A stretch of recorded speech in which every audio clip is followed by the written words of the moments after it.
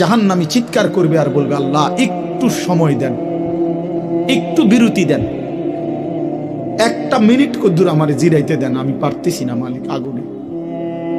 এই মালিক, আমার শরীরটা জ্বলা পুরা ছাই হয়ে গেছে, আমি আর পারছি না মাওলা, আমার একটু বিরতি দেন, 10টা মিনিট কদ্দুর বিরতি দেন, এই আগুন আমি সইতে পারছি না।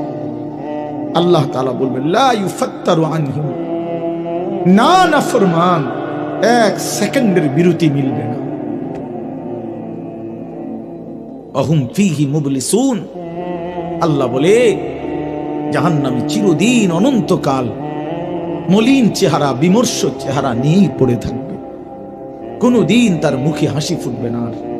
ফেরেশতারা জাহান্নামকে 70,000 আগুনের শেকল দিয়ে টেনে হাসরের ময়দানে উপস্থিত করবে। মানুষগুলো সচক্ষে জাহান্নামকে দেখবে। জাহান্নাম একটা বিকট তারা আগুনের গর্জন, তীব্র আগুনের যখন একটা গর্জন উঠবে, আল্লাহর কসম নবী বলছে, পুরা হাসরবাসী তখন চিৎকার দিয়া বলবে, ইয়া রব্বি নাফসি নাফসি, আয় মাওলা আমাকে বাঁচান, আমাকে বাঁচান।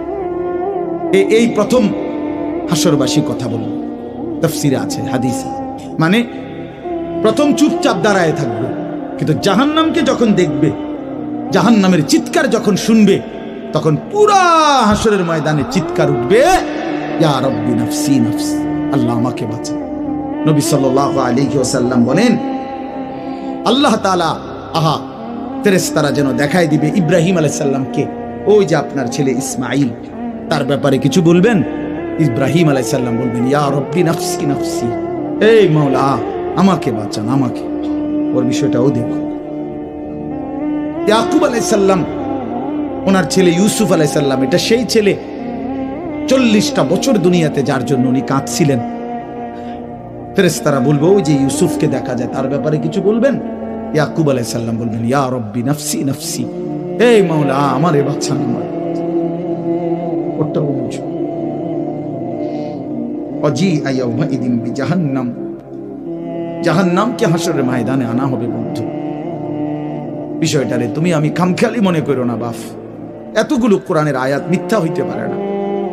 1.25 লক্ষ নবী রাসূল, আদম থেকে নবী সাল্লাল্লাহু আলাইহি সাল্লাম, সমস্ত আম্বিয়া কেরাম চিল্লায়া উম্মতের দুয়ারে দুয়ারে গিয়ে আখিরাতের কথা বলছি, কবরের, হাসরে। এগুলো ভুল হবে কেন, মিথ্যা হবে কেন ভাইয়া? প্রতিদিন যে মানুষগুলো কবরে যায়, তুমি কি দেখো না ভাই, এই মানুষের মৃত্যু, লাশ, কবর তোমার কিছুই মনে